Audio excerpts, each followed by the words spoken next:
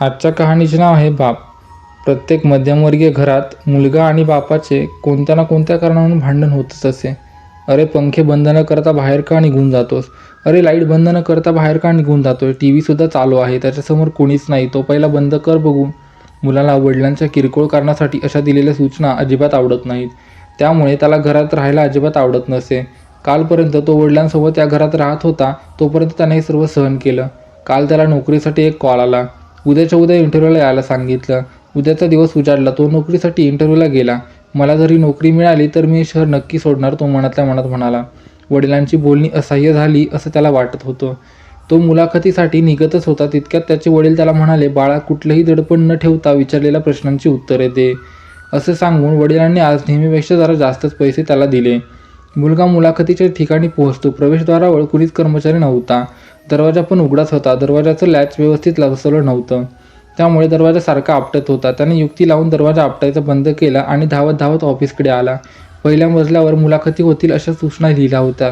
तो हळूहळू जिना चढू लागला. मनात अनेक विचार चालू असतात. आपल्याला नोकरी मिळेल ना? मी व्यवस्थित उत्तर देऊ शकतो ना? काही चुकलं तर? असे अनेक प्रश्न त्याच्या मनात चालू असतात. असाच विचार करत करत तो आतमध्ये गेला. दोन्ही बाजूला सुंदर फुलझाडं होती. 2 कुंड्या खाली पडल्या होत्या. त्याने त्या लगेच उचलून व्यवस्थित ठेवल्या व तो पहिल्या मजल्यावर हळूहळू चालू लागला. स्वागत कक्षात पण कोणीच नव्हतं. काल रात्री लावलेले जिन्यातले दिवे सकाळी 10 वाजून गेले तरी तसेच चालू होते. त्याला वडिलांचे शब्द आठवले. पंखे लाईट बंद न करता घरातून निघून का जातोय?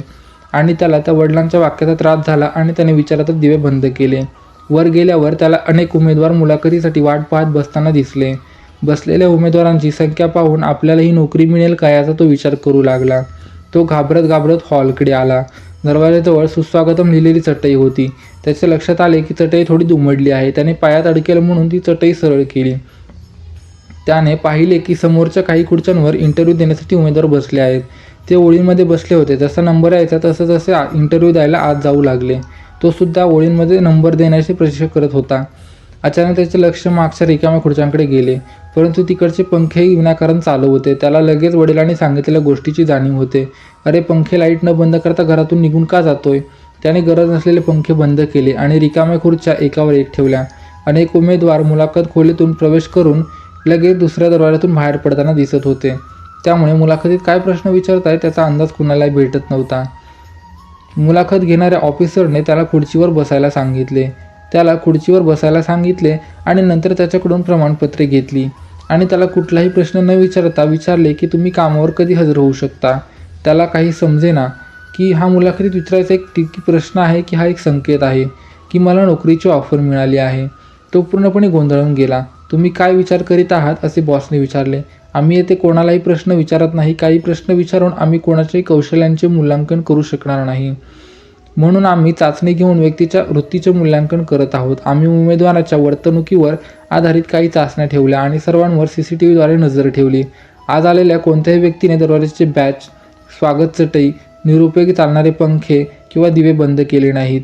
पण तुम्ही फक्त एकच असे उमेदवार होता की ज्यांनी ते केले. म्हणूनच आम्ही तुम्हाला नोकरीसाठी निवडण्याचा निर्णय घेतला आहे.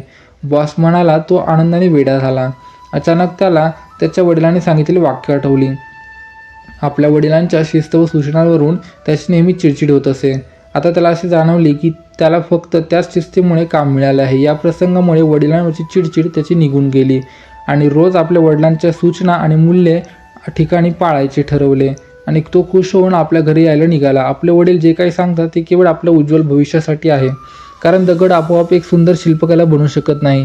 त्याला छन्नीच्या घावांच्या वेदना त्याला शिल्प बनवतात. तसेच आपण एक सुंदर व्यक्तिमत्व आणि चांगला मनुष्य बनण्यासाठी आपल्या स्वतःच्या वाईट सवयी सोडून देणे आणि वागणुकीत चांगला बदल घडवण्याची आवश्यकता आहे. मित्रांनो, आई बाळाला भरवण्यासाठी तिच्या मांडीवर बाळाला उचलून घेते आणि खाऊ पिऊ झाल्यावर त्याला झोपवते. पण वडिलांचं तसं नसतं. ते बाळाला आपल्या खांद्यावर घेऊन ते जग दाखवतात जे ते पाहू शकत नाही. आपण आईचे दुःख तिच्याकडून ऐकून समजू शकतो, परंतु इतरांनी सांगितल्याशिवाय वडिलांची वेदना आपल्याला समजत नाही. आई जेव्हा म्हातारी होते तेव्हा ती मुलीच्या आणि मुलाच्या घरी जाऊ शकते, परंतु पित्याला तसे करता येत नाही.